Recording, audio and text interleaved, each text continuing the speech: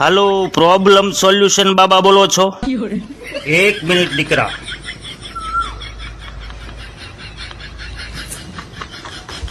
તું માનસિક ત્રાસથી પીડાય છે અને તારું મન અત્યારે શાંત નથી. વાસ્તુશાસ્ત્ર પ્રમાણે તારા ઘરનું સંડાસ અવળી દિશામાં છે. સંડાસ પૂર્વ દિશામાં નહીં, દક્ષિણ દિશામાં હોવું જોઈએ. ધર્મને અને સંડાસને લેવા દેવા શું છે પણ? બચ્ચા, એક વખત સંડાસ સરખું કરાવી દે, હું ગેરંટી આપું છું તારી બધી જ મનોકામના પૂર્ણ થશે. પાકું ને? જેણે જેણે આવું કર્યું છે એનું મન શાંત થઈ જાય છે એમને? 100%.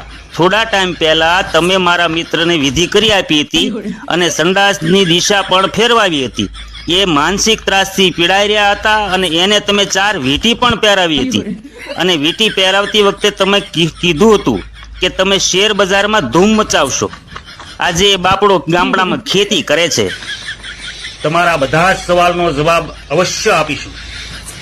હું બાથરૂમ જતો આવું. તમારા સંડાસની દિશા તો બરોબર છે ને મહારાજ?